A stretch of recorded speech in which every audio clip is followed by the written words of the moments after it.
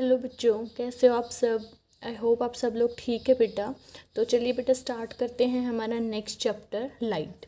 देखो, सबसे पहले हम जानते हैं कि लाइट होती क्या है। तो इसकी डेफिनेशन होती है बेटा कि light is a form of energy which makes thing visible.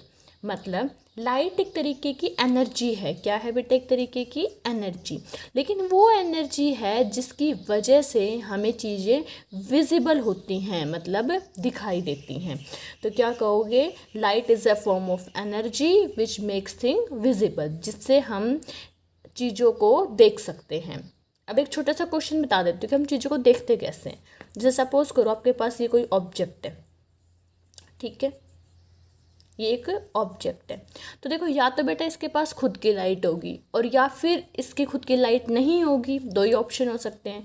आप सपोज करो कि कहीं से इसके ऊपर लाइट फॉल कर रही है। देखो, ये लाइट फॉल की, तो लाइट फॉल करने के बाद ये लाइट यहाँ से रिफ्लेक्ट हो जाएगी। देखो, यहाँ से रिफ्लेक्ट हो गई और मान लो यहाँ पे आपकी आई है, तो यहाँ पे क्या होगा? तब यह रिफ्लेक्टेड लाइट जो है, देखो ये लाइट आई, ये वापस रिफ्लेक्ट हुई, और ये रिफ्लेक्टेड वाली लाइट जब आपकी आँखों में पहुँचती है तब आपको ये ऑब्जेक्ट दिखाई देता है।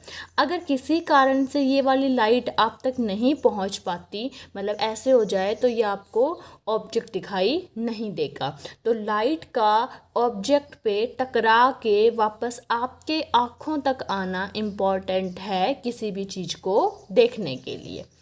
अब जैसे हमने बोला बेटे कि ऑब्जेक्ट दो तरीके के होते हैं, या तो इसके पास खुद की लाइट होगी या खुद की लाइट नहीं होगी। तो बस यही दो पार्ट बन गए हमारे, लुमिनस ऑब्जेक्ट और नॉन लुमिनस ऑब्जेक्ट्स। लुमिनस मतलब बेटा जिसके पास खुद की लाइट हो, लुमिनस मतलब लाइट, और नॉन लुमिनस मीन्स जिनके पास खुद की लाइट नहीं होती। जैसे देखो, सन है बेटा, बल्ब है। जब आपको पता है ना कि सन से सनलाइट आती है, बल्ब को जैसे आप स्विच ऑन करते हैं तो बल्ब क्या करता है बेटा? लाइट प्रोड्यूस करता है, और बल्ब ऑन करोगे तभी तो आपको चीज़ें दिखाई देती है ना। ठीक है, तो ये दो ऐसे एग्जाम्पल्स हैं, ऐसे ऑब्जेक्ट्स की एग्जाम्पल जिसके पास खुद की लाइट होती है। They have their own light. और बेटा जैसे बुक हो गई, टेबल हो गई, ये पेंसिल हो गई, इन सभी के पास खुद की लाइट नहीं होती। देखो अभी हो क्या रहा है एक्चुअली, अभी ये हो रहा है कि जो हमारा बल्ब ऑन है उससे लाइट आ रही है, इन सभी ऑब्जेक्ट्स के ऊपर फॉल कर रही है, फिर इनसे रिफ्लेक्ट हो रही है और ये कैमरा में कैप्चर हो रही है। अगर मैं लाइट ऑफ कर दूँ तो क्या आपको कुछ दिखाई देगा? नहीं दिखाई देगा, क्योंकि इनके पास खुद की लाइट तो है ही नहीं जो ये अपनी लाइट सेंड करेंगे। ये तो दूसरों के ऊपर डिपेंड करते हैं। और बेटा जो आपका मून है ना, वो भी इसी का एग्जाम्पल है। बुक, टेबल, या फिर आप इसमें मून भी डाल सकते हैं। मून के पास भी खुद की लाइट नहीं होती, वो सन की लाइट रिफ्लेक्ट करता है। आगे चलते हैं बेटा। अब आते हैं हमारे पास लॉज ऑफ रिफ्लेक्शन। अब देखो, लॉज ऑफ रिफ्लेक्शन को समझने से पहले तो आपको रिफ्लेक्शन समझना पड़ेगा कि रिफ्लेक्शन होता क्या है। तो देखिए क्या होता है रिफ्लेक्शन।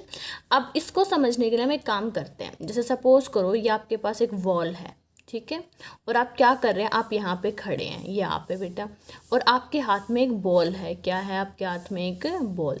अब आप क्या करते हैं? इस बॉल को ना सामने से थ्रो करते हैं। आपने बॉल को सामने फेंका दीवार के, ये वॉल है आपकी। तो क्या होता है? देखो, ये जो वो बॉल है यहाँ से टकरा के दीवार से और वापस आपकी तरफ आ जाती है, ठीक है। तो इसको क्या कहते हैं हम? बाउंस बैक करना। आपकी जो बॉल है वो बाउंस बैक करके आपकी तरफ आ रही है। तो ये जो सेम बाउंसिंग बैक होता है ना बेटा, ये लाइट में भी होता है। जैसे अब कहता है कि ये एक सरफेस है, मानो ये क्या है? एक सरफेस। यहाँ से एक लाइट रे आ रही है। ये जो लाइन है ये किसको रिप्रेजेंट कर रही है? लाइट रे को। और देखो, जैसे ही इस सरफेस पे टकराई और ये टकरा के वापस चली जाएगी। जैसे आपकी बॉल दीवार से टकरा के वापस आ जाती है, ऐसे ही आपकी लाइट किसी सरफेस से टकरा के वापस चली जाती है। इसी को रिफ्लेक्शन कहते हैं। मतलब the bouncing back of light is called reflection. कि जैसे देखो, ये लाइट है, ये यहाँ आई और ये बाउंस बैक कर गई, वापस टकरा के चली गई। अब देखो इस डायग्राम में क्या क्या चीज़ें हैं। ये तो है बेटा मिरर। ये क्या है? मिरर। ये जो पीछे ऐसे लाइन दिखा रखी है ना, ये पॉलिश सरफेस दिखा रखा है। क्या दिखा रखा है? Polished surface. मिरर का पॉलिश वाला सरफेस है बेटा ये। और यहाँ से ऊपर से लाइट टकरा के जा रही है। अब देखो, ये जो लाइट है ये तो आ रही है ना, इस मिरर की तरफ आ रही है तो इसको इंसिडेंट रे बोलते हैं बेटा। जो लाइट मिरर को या सरफेस को अप्रोच करेगी, उसकी तरफ आएगी, उसको बोलते हैं इंसिडेंट रे। और जो लाइट टकरा के वापस चली जाती है उसको बोलते हैं रिफ्लेक्टेड रे। ठीक है, तो ये दोनों पॉइंट क्लियर हुए आपको। इंसिडेंट रे जो लाइट आ रही है, रिफ्लेक्टेड रे जो टकरा के वापस जा रही है। और देखो जिस पॉइंट पे टकराई है ना, इस पॉइंट को बोलते हैं point of incidence, point of incidence. और यहाँ पे किस सरफेस से टकरा रही है बेटा, ये मिरर से टकरा रही है। अब यहाँ पे लास्ट एक वर्ड बच गया नॉर्मल। नॉर्मल क्या होता है, देखो बेटा जब भी नॉर्मल आए ना तो एक दिमाग में याद रखना 90 डिग्री, नॉर्मल होता है 90 डिग्री। अब देखो ये सरफेस है ना, तो इस सरफेस के ऊपर आप समझ लो एक 90 डिग्री का एंगल बनाना है। तो देखो ये मैंने एक 90 डिग्री का एंगल बना दिया ना, ये जो 90 डिग्री के एंगल पे जो लाइन बनेगी उसी को ही नॉर्मल कहते हैं। नॉर्मल मतलब 90 डिग्री एंगल किसके साथ बेटा, सरफेस के साथ। यहाँ पे सरफेस कौन है, हमारा मिरर। तो जो लाइन हमारी मिरर के साथ, सरफेस के साथ 90 डिग्री बना रही है उसी को हम नॉर्मल बोलते हैं। तो क्लियर हुआ। आने वाली लाइट इंसिडेंट रे, वापस टकरा के जाने वाली लाइट रिफ्लेक्टेड रे। जो 90 डिग्री का एंगल बनाएगी लाइन उसको नॉर्मल, जिस पॉइंट पे टकराते हैं उसको पॉइंट ऑफ इंसिडेंस। जो ये सरफेस है यहाँ पे वो हमने मिरर लिया है, और ये जो ऐसे टेढ़ी टेढ़ी लाइनें दिखाई हैं ये पॉलिश सरफेस को शो करती हैं। ठीक है, अब ये तो आपको समझ आ गया कि रिफ्लेक्शन क्या होती है। अब इसके लॉज भी होते हैं बेटा जिनको ये हमेशा फॉलो करते हैं। तो देखो कौन कौन से लॉज होते हैं इसके।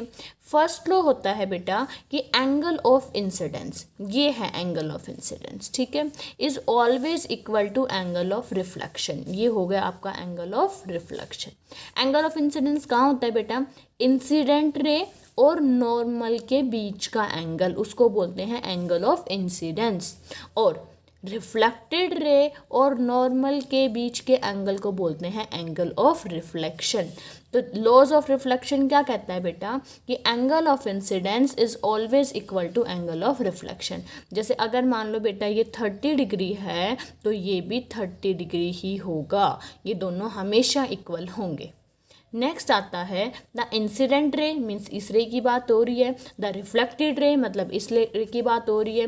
एंड द नॉर्मल, ये जो नॉर्मल रहा, always lie in the same plane, एक ही प्लेन में लाई करेंगे। देखो तीनों आपको नोटबुक के ऊपर बने हुए नज़र आ रहे हैं ना, कुछ बाहर निकलता हुआ नज़र नहीं आ रहा, ठीक है। तो ये एक ही प्लेन में है और हमेशा एक ही प्लेन में रहते हैं।